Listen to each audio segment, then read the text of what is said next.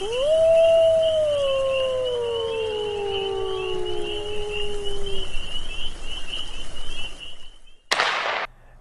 and welcome to a new edition of Into the Wilderness, or today we can call it Troy TV. Joining us to co-host, filling in for Jordan Lundgren, Troy Dobbs. Thanks for joining us. Thanks for having me. Now, it's interesting because the last time that we had a player that co-hosted, he also led the team in penalty minutes. So you got something in common there with, it was Tyler Hart back a couple years ago. So Fun fact of the day. It's good company, I guess you could say. So anyway, looking at what's going on with the team, they're going into their final home weekend of the season. Right now, 30 wins, 20 losses, and also 6 losses that went beyond regulation. Second place in the Central Division. They have secured playoff spot, which is big news. Yes, sir. You know, we're all really excited about it and excited for this weekend to earn home ice. That's right. That's the next step, is getting that home ice advantage for the first round. Home ice, well, the division will not, Minot has clinched the division, so that's not possible at this point, but get that first round secured and be able to get at least 2 home games to start off with and that big game 5. So definitely.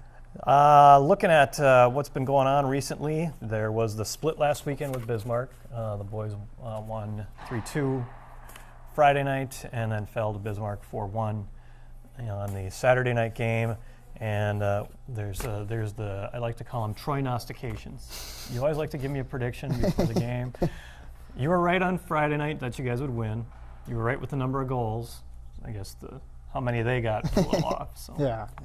It's all right. I'll get them right next week. Okay. All right. We'll look forward to that. Good deal. So, and also congrats to Nick Altman for picking up honorable mention for Star of the Week. Definitely. He had an awesome weekend last weekend, so he's been really strong for us as of late. He has picked things up real well. I like to call him the knockout because his goals are big ones that knock out the opponent. I like the nickname. So why not? So anyway, here we got Mike Zuffante and Jesse Farabee on the show today, along with head coach Tim Madsen. And here's your trivia question. This season, there have been 3 guys that have scored OT game winners. One of them, we just mentioned Nick Altman. The other one has been Mike Zuffante, who's on the show. Who is the third?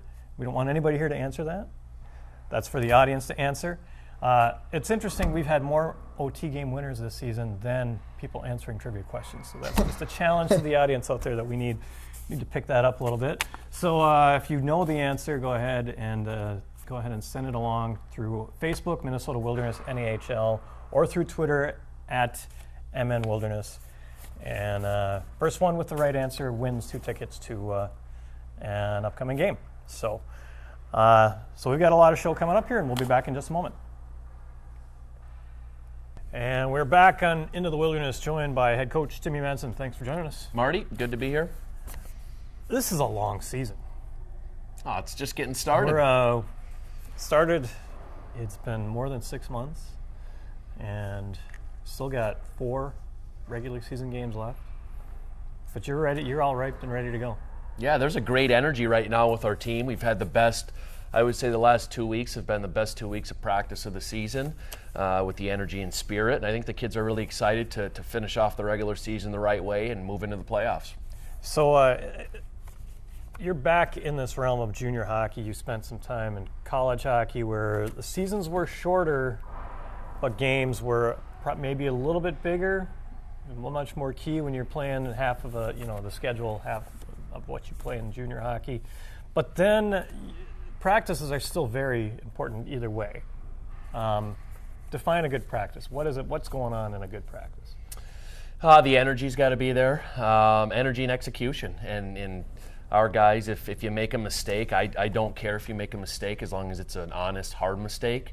And that's the biggest thing that me coming from college hockey that I wanted to pass on to these players before they move on to the next level is just how important practice is, because at the next level it is more important because you only play so many games and there's more time to develop during the week at practice and in the weight room, and I hope they take these habits and make us proud at the next level. Do you use the same kind of practice techniques that you used in college?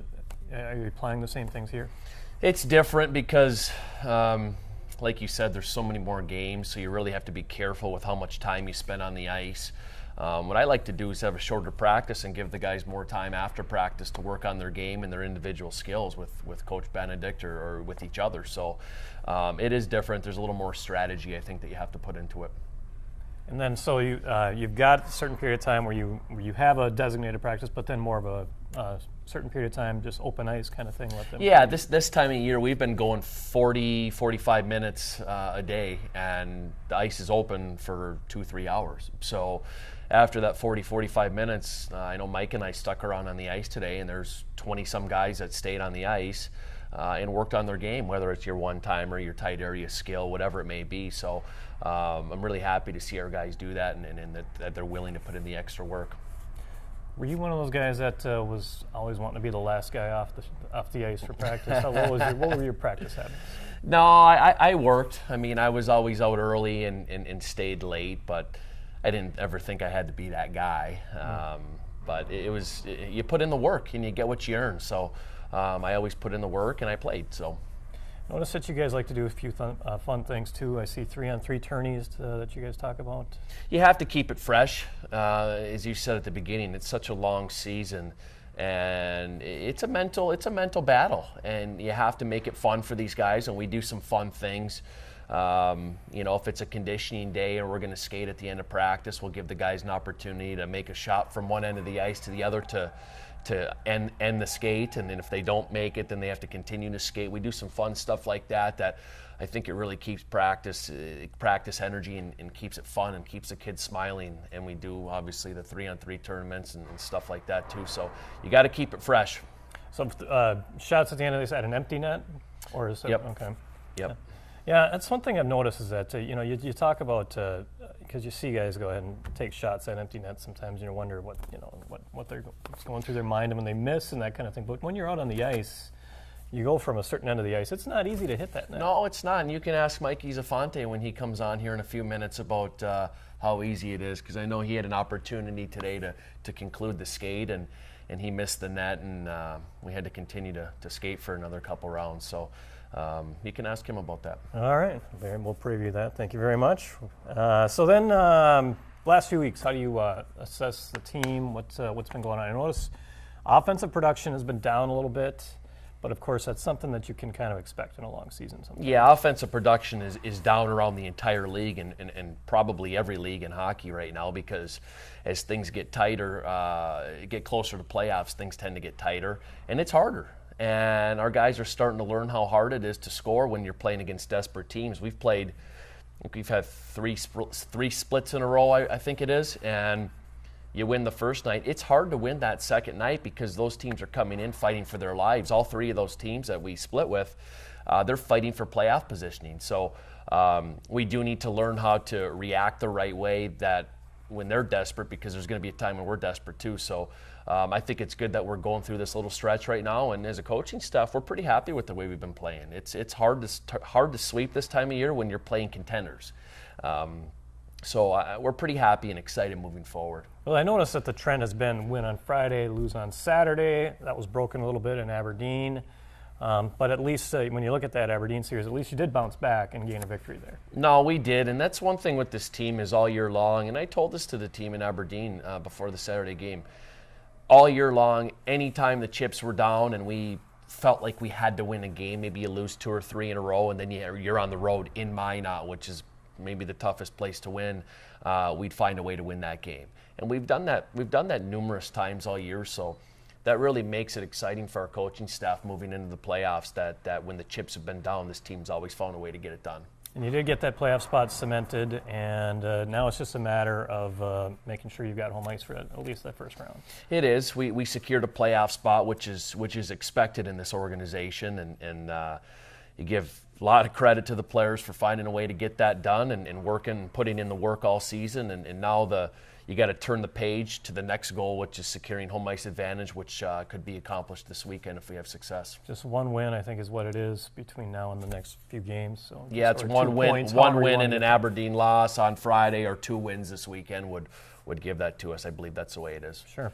So Janesville, a team that you saw back in September, finally getting them in your barn here. How do you think of that team. What do you think you got to do there? Very talented up front, older.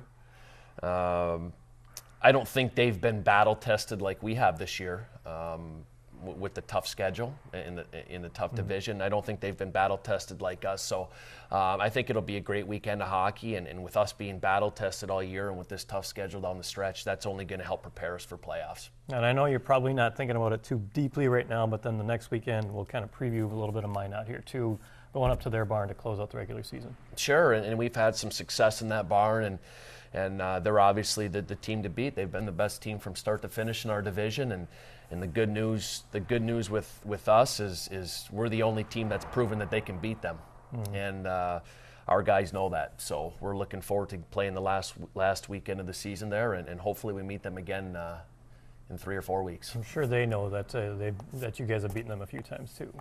Yeah, I think there's a really good deal of respect for the two teams. Coaching in the prospects event with their coach and being able to interact with their players a little bit there, I think there's a pretty good mutual respect between Minot and the Wilderness. So I look forward to the challenge. We got a couple of guys on the show here today. We're going to be talking to Jesse Farabee and Mike Zuffante. If you can talk about what they've contributed to the team this season. Well, they're two offensively gifted players. They both have tremendous hockey sense. They make plays. They've played on our top line for the bigger part of the year. So we need those guys to turn it up a notch and really get hot down the stretch here if this team's going to want to make a playoff run.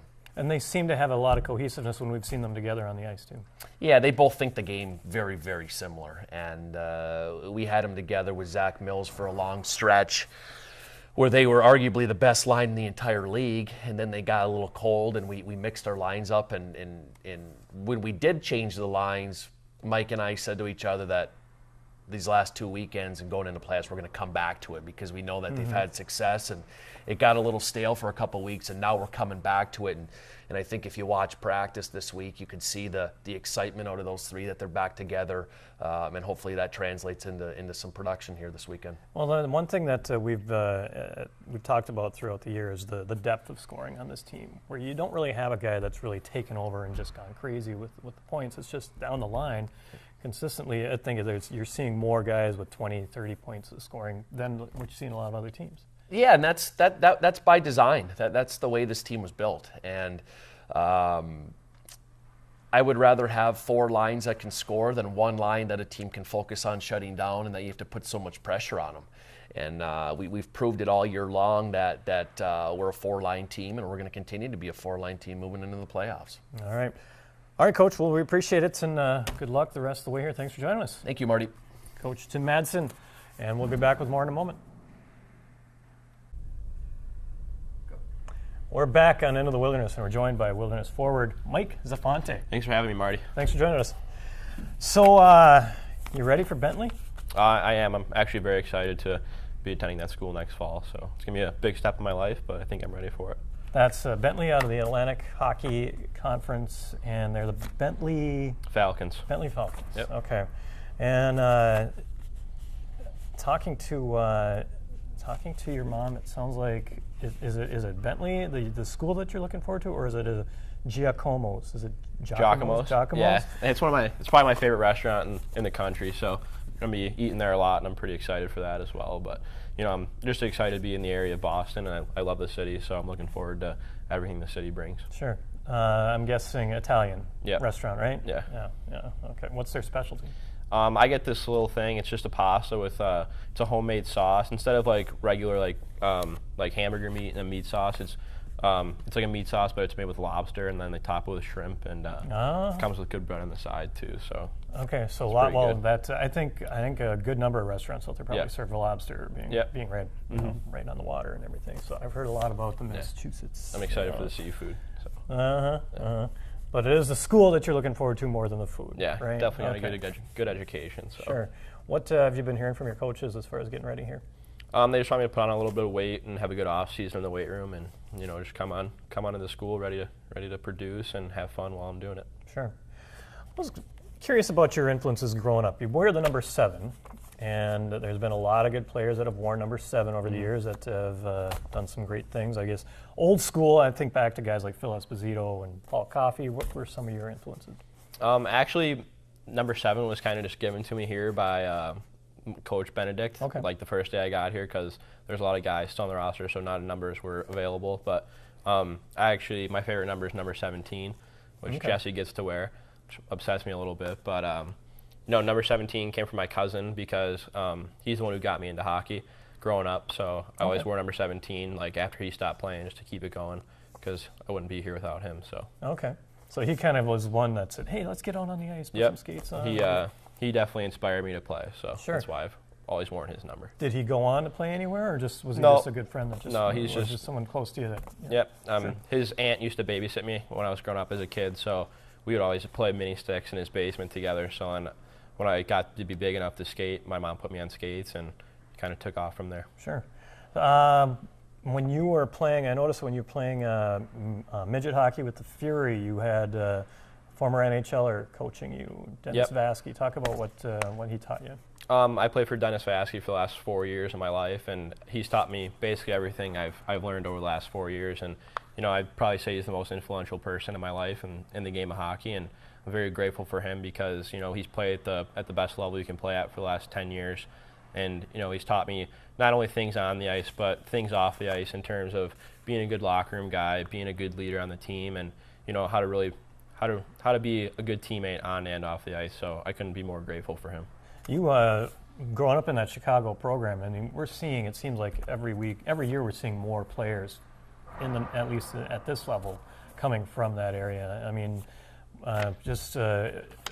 is it growing as much as we're seeing it here, growing from what we've seen in the players in this level? Yeah, I'd definitely say the Chicago area is growing. I mean, it's always been a good hockey area, but I would say since the growth of the Blackhawks winning the 3 of the last 7 Stanley Cups in the last 7 years, I would say that hockey's just been taken off through the youth because of it's good to see the stars like Patrick Kane and Jonathan Toews on TV every night. So I mean, it's good to be inspired by them, and they're inspiring the little kids. And the United Center is packed every night. 22,000 people are going to their games every night, and hockey is not only growing through the kids that are playing, but just the people that are watching too. So it's pretty exciting. Sure. Any other sports growing up for you? I played baseball until I was in 7th grade, until I was about 12, and then after that, I just had to give it up and just got to focus on hockey. But yeah, that time commitment does build up, doesn't it? Yeah, but big Cubs fan too, so it's pretty fun to watch them. Right. Well, especially this past year. Yeah, it was amazing. Yeah, that's it's kind of weird to hear that Cubs fans saying it's fun to watch them, considering the history. Yeah, and everything. I mean it's pretty weird because both the Hawks and the Cubs were weak organizations and not merely 10 years ago, and now they're both championship contending teams and they both won the championship. So it's awesome to see. Yeah. And it's I've been to Wrigley, fun place to go to a game too. Yeah, it's amazing. I mean, I try to get there as much as I can during the summer, and luckily the tickets aren't too bad of a price, and you just get to enjoy a good ball game and enjoy the Chicago sun. Sure. I understand that you get competitive. It's just when you're playing just about anything, you want to win. Yeah. What is Xbox like? Does it translate to Xbox too? Yeah, definitely. I mean, me and Troy Dobbs, our co-host today, we play together pretty often, and even when we lose a match, it's we get down on ourselves and we want to bounce back and always win the next one. So get you geared up for a real game, I guess. Yeah, and we kind of have a little friendly games. competition to see who the better player is, and I'd probably say I'm the better player. So those road trips are you gear up to play hockey, but you're also gearing up for Xbox tournaments too. Yes, definitely. I've seen that. And then this weekend we got Janesville coming in. I understand that there's someone on that team that you know pretty well. Yeah, my best friend, Joey Abate, I think he wears number 12 for the Janesville team, and he's been my best friend ever since we were 5. We've been growing up playing together, going to the same high school, same middle school, so he's been my best friend, and I haven't gotten to see him that much this year. I mean, we're always hanging out with each other back home, but haven't been able to see him that much, so I'm looking forward to seeing him. Sure. Little maybe greetings before the game, but after that, all business? Yep. I mean, we've always played on different teams, so there's only a couple of years during our career where we played on the same team, but for the most part, we've been playing against each other. So, I mean, we know how to handle it. We know how to go at each other. Huh? Yep, Okay. definitely used to it, and I've been happy to be able to come out on top for most of the challenges between us. And I see, yeah. So he's had a pretty good season with Janesville here, and he looks like he's all set with his college too. Yep, going he's to going to Wisconsin. the University of Wisconsin That's right. too, so he's pretty excited for that. And now we also have Jesse Farabee on this show, and you guys have had had some pretty good chemistry, I've noticed, throughout the season playing together. Yep, I love playing with Jesse. He's a big body, and he creates space, and he's got a great ability to score, and he can also make plays. So, I mean, he's a lot of fun to play with, and, you know, I think we've had a great season together so far, and we've been lucky enough to produce quite a few nights. So Sure. Ready for these playoffs when they get going? Yep, I couldn't be more excited. I mean, it's my first and last year junior, so I'm really excited for the playoff experience, and hopefully the boys can make a push for it. Sure. Nice to bring another Robbie Cup here. Yeah, it would be, definitely. All right, Mike Zuffante, thanks for joining us, man. Thanks for having me, Marty. Thanks for Take care. congrats on the season and your commitment, and good luck rest of the way. Thank you very much. We'll be back with more in a moment. We're back on Into the Wilderness and joined by Wilderness forward Jesse Farabee. Thanks for joining us, man. Thanks, Marty. First time really talking to you. You've been out on the ice more often than, sometimes we like to have them on for intermission interviews and just to get to know people, but it's all right. First time, we'll just I'm a pretty quiet guy, so that's kind of the way I do it. You like to let your voice be heard with your actions on the ice, right? Right. I noticed times this year you've spoken loud and clear. Let the opponents know that you're there. Oh yeah, sometimes refs too. So on the ice, I'm a little different. Right. Not as much as the refs don't know you quite as well as say Troy Dobbs or. Right. Thoughts on this season? How have things been going for you? It's been good. I got here a little bit late, getting traded here, but ever since I got here, I've loved the hockey out here, and we've put together a pretty good year, sitting in second place now. So it's been fun. Now I noticed that your previous tenure in junior hockey was mainly in New Jersey. Yep. And you previous came from the Hitmen. Is that what? I started with the New Jersey Hitmen this year. Yep. Okay. I played for the New Jersey Titans in this league last year. So. Sure. What is the Hitmen were in the USPHL, correct? Right. Yeah. Right. And now and the Titans playing in that East Division. What was that like? The East Division last year was tough. There were some good teams, and there was only 4 teams in the division last year, so you're playing the same teams over and over, which it could get a little ugly at times. Right. So, but yeah, it was tough. Yeah, to see only basically, other than maybe the showcase, you're playing 3 teams the rest of the season. Right. I think we played each team 16 times, so it got to be a lot. A lot of familiar faces, I'm sure, and yeah. you remember things, I'm sure, when you go during the year. And right. Yeah. There were some games that got pretty chippy because of that reason. So. Right. But it was very competitive. Rather than going after the puck, you maybe giving a guy a little shoulder in exchange for something that happened maybe 5 games ago or whatever. Right. Yeah. So. Yeah. I can imagine how that can be crazy sometimes. And then your youth hockey was where Cicero, New York? Yep. Played for the Syracuse Stars growing up. Okay. So. And where is Cicero? Is that near Syracuse? Cicero's just north of Syracuse. Okay. I actually lived about 5 minutes from our home rink, so it was actually pretty nice. Okay. So started playing at what age? Started playing at 3. No kidding. So, yeah. Okay. And Dad's being so close to the rink, easy to get you there. And oh yeah. A lot of trips to Cicero Twin Rinks is what it was. Yeah. So. Okay. And then that Syracuse junior program, what was that like? It was a little different because it was the old EJHL, and then it switched to the USPHL. So it was okay. I mean, it wasn't. I probably could have been playing in a better league at times, but. Then I finally made it to the NA, so it was nice. Yeah. Is there, I guess, this division, I mean, is there how would you compare the way competition has been here? Well, the competition here is really tough. I mean, even in the East Division last year, there were some nights you go in, maybe against Wilkes-Barre and say, well, we're going to win this game. Tonight, I mean, this year it's tough. You got to bring it every night or you could get beat. So. Sure. Yeah.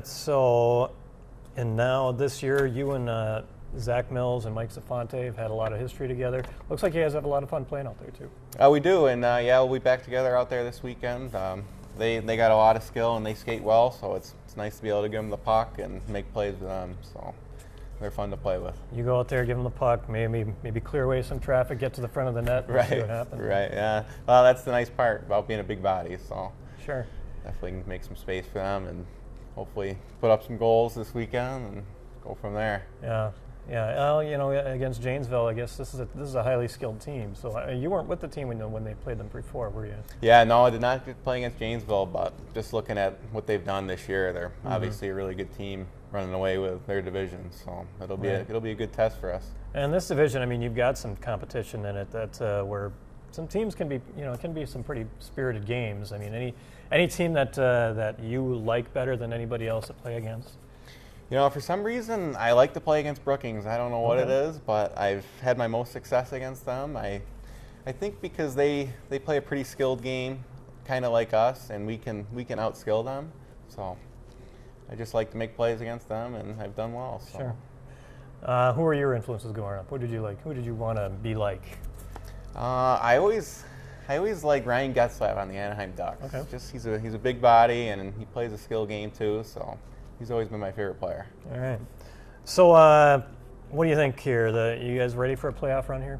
I think we are. Yeah, I think everyone's pretty excited for playoffs, and we've got still four tough games to finish out here. But hopefully we'll get our home ice this weekend, and we'll be ready for the playoffs. Take care of business with the regular season, and then get one. Yeah, absolutely. Very good. All right, Jesse. Appreciate you coming in. All right, thanks for having me on. Jesse Farabee with us here on Into the Wilderness, and we'll be back to wrap things up in a moment. Time to close out this episode of Troy TV, and we'll go ahead and, or Into the Wilderness, sorry. Coming up this weekend, March 31st, April 1, no fooling, Janesville Jets in town. Big pair of games. You remember them for the opening weekend when you were down there? Oh yeah, they're a heck of a team, and obviously just from their stats and how many wins they have this season, so it's going to be a good test for the boys this weekend. You guys close out the regular season against two first-place teams. Got to love that scheduling. Yeah, definitely. It's just going to prepare us for playoffs, and it's a great challenge. Sure. And now, what are some of the promotions going on this weekend then? So this weekend we have Friday night. All emergency services personnel will get in the game for free as long as they show a badge and or wear uniform. And then Friday night is Billet Appreciation Night, which is huge because the Billets just do so much for the players in the organization. They really are kind of the grease that keeps the wheel turning. And, you know, also this weekend, it's alumni weekend, so we'll have some former players coming up to watch the games and cheer on the boys, so that's really exciting. Guys that have moved on and have paved the way for the team that's here now. So definitely. Possibly for guys from that 2014-15 national championship. So definitely. And you talk about the emergency services. We're talking firefighter, EMS, and police. Yes, sir. All taking part of that. And the Billet Appreciation Night. I guess they do have to be appreciated because they got to put up with guys like you, right? Yeah. Oh, it's going to be an exciting weekend for sure. Yeah, and you guys been busy with community kind of things, or anything been going on recently with that? Yeah, we've been pretty busy with stuff like that. But we were at Moose Lake last weekend, obviously. Right. But then we have been selling the raffle tickets for the $10,000 raffle prize drawing that'll take place on Sunday with the spaghetti dinner. So. And people can buy tickets still up until that point, or are they still being sold? I think today was the last day that they were being sold. Okay. Yeah. So once the show is taped, then that's it. Sorry, folks. But yeah, just if you have bought tickets, just remember the dinner is on Sunday. Yep, that's correct. Great. Looking forward to that then. And then coming up the beginning on the 14th and 15th of the month, well, depending on how they schedule it, playoffs will start. And either that weekend or the following weekend, we will have at least a playoff game here, at least one. Yep. So see how things turn out. I know. It'll be exciting for the boys. All right. Troy, thanks for having me on your show. Thanks for having me, Marty. That's Into the Wilderness. And enjoy the games and go Wilderness.